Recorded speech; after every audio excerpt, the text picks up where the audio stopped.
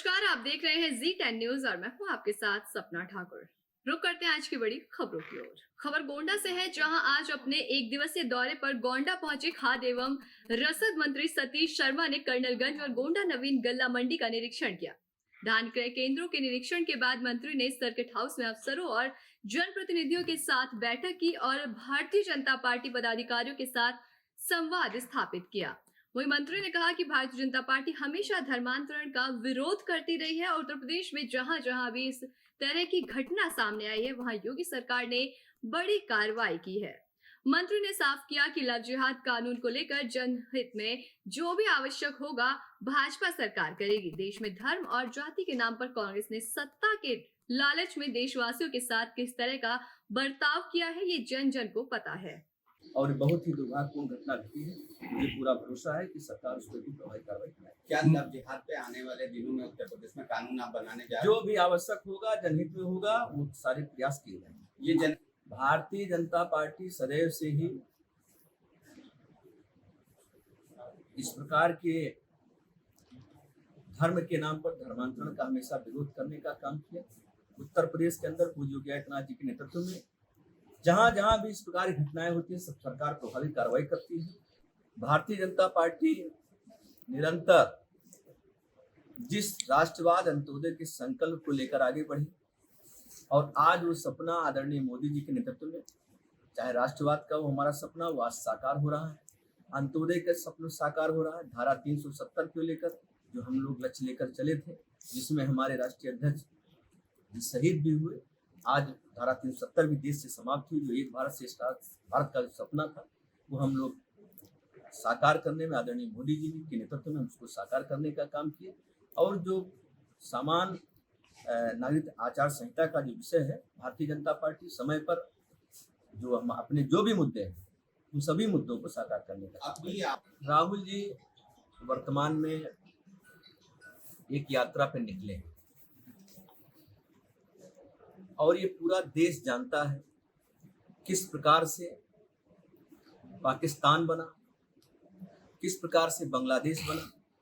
इस देश को धर्म और जात के नाम पर सत्ता के लालच में देशवासियों को साथ किस तरीके की बर्ताव हुए पूरा देश जानता है। कांग्रेस पार्टी की जमीनी हैसियत को जन जन आज वाकिफ है। इसी नाते विगत 2 लोकसभा चुनाव में जनता पूरी तरीके से सिरे से खारिज कर चुकी है और 2024 के लोकसभा चुनाव में एक बार फिर मोदी जी के नेतृत्व में ऐतिहासिक बहुमत के साथ भारतीय जनता पार्टी सरकार बनाने का काम करेगी। राहुल गांधी राशन व्यवस्था चुस्त दुरुस्त रहे, पात्रों को उनका हक मिले, उसकी समीक्षा करने के उद्देश्य से, और किसानों की जो इस वर्तमान में जो धान खरीद चल रही है, गोंडा जनपद में आज कर्नलगंज मंडी और सदर मंडी जो धान क्रय केंद्र संचालित है, उनका निरीक्षण किया गया है। किसानों को का सत्यापन 24 घंटे के अंदर, भुगतान खरीद के 48 घंटे के अंदर हो और सभी किसानों का MSP पर उनको अधिक से अधिक लाभकारी मूल्य मिले, इसके आज निर्देश दिए गए। वहीं चौधरी देवीलाल सहकारी चीनी मिल अहुलाना गोहाना का शुभारंभ शुक्रवार को सहकारिता मंत्री डॉक्टर बनवारी लाल ने पिराई सत्र 2022-23 का बतौर मुख्य अतिथि शुभारंभ किया। इस दौरान कार्यक्रम में विधायक मोहन लाल कौशिक वरिष्ठ अतिथि के तौर पर मौजूद रहे। सर्वप्रथम मिल में गन्ना लाने वाले किसानों को भी सम्मानित किया गया। इस दौरान मंत्री ने कहा कि गन्ना उत्पादक किसानों को किसी भी तरह की दिक्कत परेशानी नहीं आने दी जाएगी और हरियाणा एक ऐसा राज्य है जो किसानों को गन्ने का अच्छा भाव मिल रहा है, लेकिन अब पंजाब में गन्ने का भाव बढ़ रहा है। इस विषय पर मुख्यमंत्री से भी बात करेंगे। ये सारी चीजें ये इसलिए की गई हैं कि हर साल सरकार किसान को पेमेंट समय पर हो उसके लिए लोन देती है और वो लोन वापस रिपे नहीं होता किसी भी शुगर मिल का। जब तक आप आत्मनिर्भर नहीं बनोगे तो फिर लोन कब तक मतलब लेते रहोगे। तो ये सारी चीजें जो हम शुरू कर रहे हैं, इससे मिल का जो घाटा है वो पूरा होगा और किसानों को समय पर उसकी पेमेंट भी मिलेगी। और इसके लिए माननीय मुख्यमंत्री जी बार बार कहते हैं कि भाई कोई भी किसान के लिए किसी तरह की कोई समस्या नहीं आनी चाहिए। जितने भी ये प्लांट लगाने जल्दी इनको एथेनॉल प्लांट में कन्वर्ट करो ताकि किसानों को समय पर पेमेंट हो और ये मिलें सरकार से लोन के लिए ना मांगे। और दूसरी स्कीम्स हैं पिछले 8 साल से जिस तरह से देश के प्रधानमंत्री नरेंद्र भाई मोदी जी किसानों के हित में, चाहे वो किसान प्रधानमंत्री किसान फसल बीमा हो, चाहे किसान सम्मान निधि हो, चाहे आपके सॉइल हेल्थ कार्ड हो, चाहे आपके खाद और बीज पर सब्सिडी का हो, ये सारी चीज़ें जो किसान की आय बढ़ाने के यही सारे साधन हैं। और किसान की ये केंद्र सरकार हो चाहे प्रदेश सरकार हो, दोनों ही किसान के बारे में सोचती हैं।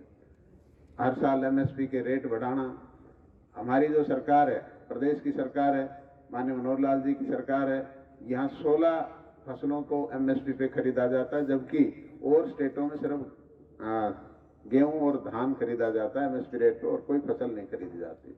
उसके अलावा एक भावांतर योजना, जो सब्जियां हमारी आलू प्याज टमाटर वगैरह ये अगर खराब होती हैं या रेट कम होता है तो उसका भावांतर, जो उसका अंतर होता है बाजार का और किसान का, वो सरकार देती है।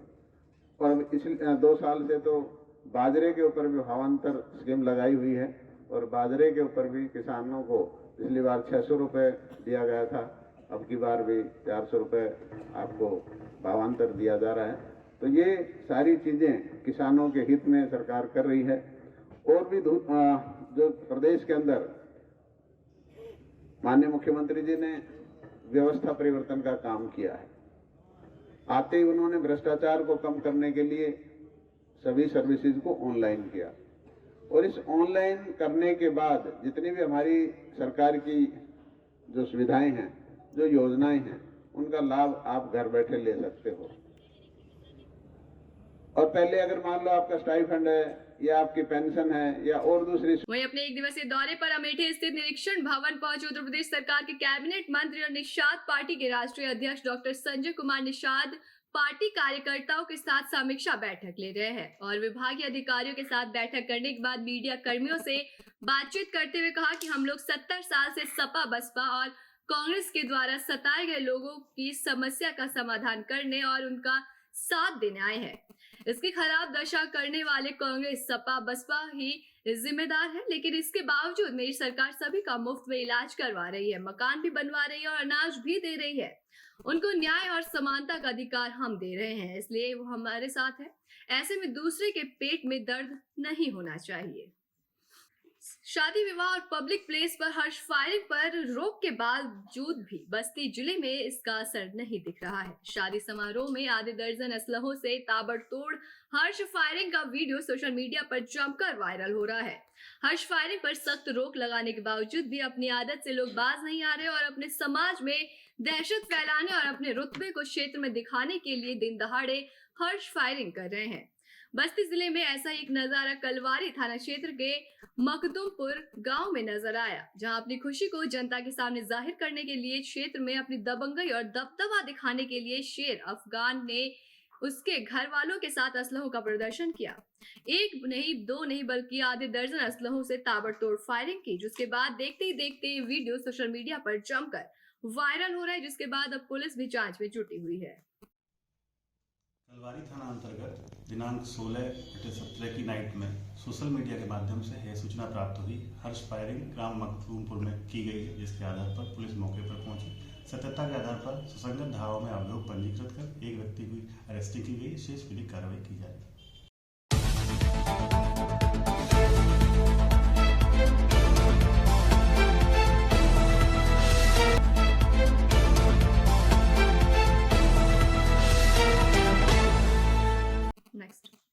बिहार के उप मुख्यमंत्री तेजस्वी यादव चंपारण दौरे पर पहुंचकर पश्चिमी चंपारण जिला स्थित मझौलिया प्रखंड में बने आमुआ मंझील का लुत्फ उठा रहे हैं। वहीं आपको बता दें कि सुरक्षा के लिहाज से कड़े इंतजाम किए गए हैं।